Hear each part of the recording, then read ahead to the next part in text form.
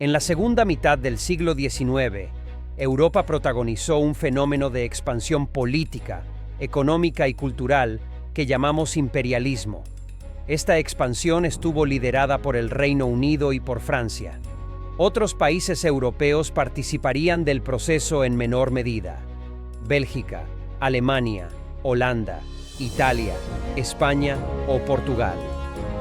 A este proceso de dominio colonial sobre territorios africanos y asiáticos se apuntaron países de otros continentes como Estados Unidos y Japón. También Rusia se expandiría por Asia hasta llegar al Pacífico.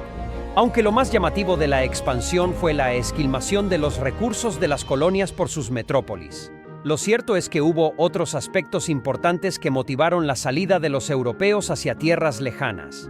Factores políticos, prestigio internacional, ideológicos, darwinismo social, superioridad racial, culturales, valores nacionales, científicos, expediciones geográficas e incluso religiosos, misioneros en busca de llevar su religión a los pueblos indígenas. Todos estos factores ayudan a explicar el proceso imperialista decimonónico.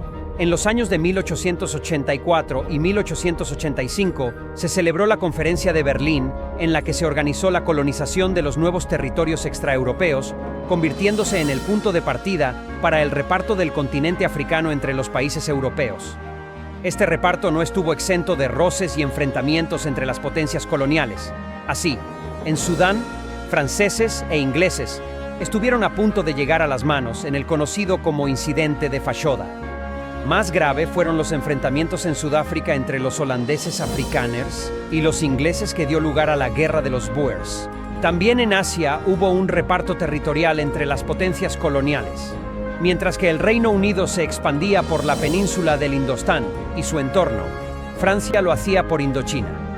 El territorio que se salvó de la ocupación colonial fue China, pero esto no evitó que el gobierno chino no tuviera que ceder ante los intereses extranjeros. Esto fue posible tras la derrota de China en las guerras del opio y tras el fracaso de la rebelión de los Boxers. Cerca de China, en el sudeste asiático, otra potencia colonial nacía lejos de Europa. Japón, el país del sol naciente, adoptaba una política colonial en su entorno inmediato para abastecer de recursos su incipiente industria. Lo mismo hacía en América Estados Unidos, imponiendo sus intereses económicos y políticos en lo que ellos consideraban su área de influencia. América para los americanos.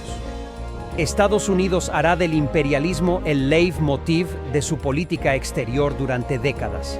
Este proceso histórico acabará en 1914 con la Primera Guerra Mundial, y será con la Segunda Guerra Mundial cuando comience el proceso de descolonización. Pero eso es ya otra historia.